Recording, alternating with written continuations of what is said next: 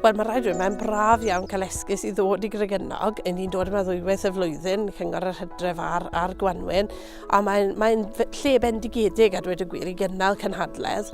Mae'r amgylchiadau, allwch chi ddim helpu ond ymlacio mewn ffordd, a roi'r byd o'r neilltu mwyn trafod, a chael cyfle, mae'r cyfleusterau'n wych, mae gennych chi fwyd da, cymdeithas dda, pawb yn mwynhau ar ôl y trafod yn ystod y dydd, cael cyfle i gymdeithasu'n fwy anffurfiol.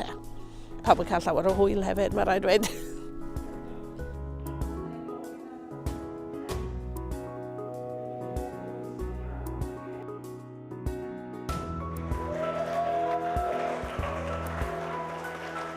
Cyfle mewn gwirionedd i bobl ddod at ei gilydd o'r holl wahanol gyfundebau a thrafod pynciau o bwys, pynciau cyffredinol i'r eglwysi, ond hefyd pynciau ar lefel fwy byd-eang, pethau materion cyfoes ag ati.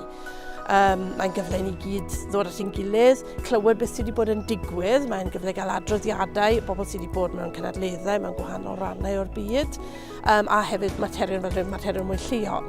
Ddoe enghraifft, gawson ni 2 gyflwyniad diddorol iawn yn yr adran Dinasonaeth Gristnogol. Gyntaf gawson ni gynrychiolydd o Gymdeithas y Cymod yn rhoi cipolwg i ni ar y sefyllfa ym Mhalesteina. A wedyn gawson ni gyflwyniad arall yn sôn am effeithiau posibl Brexit a'r wedd Gristnogol ar y datblygiadau yn sgil hynny.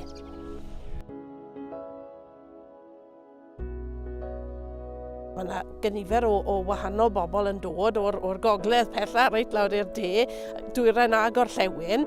Mae yna wahaniaeth barn, mae yna drafodaeth eitha bywiog, weithiau dim pawb yn cydweld, ond dyna'r pwynt yn tyfen ni gyd yn gallu hogi syniadau yn erbyn yn gilydd a gweld beth yw'r gwahanol safbwyntiau a symud ymlaen wedyn. Fel chi'n dweud, ni'n gallu cael barn annibynnol, ond hefyd ni'n gallu cytuno ar rai pethau pwysig.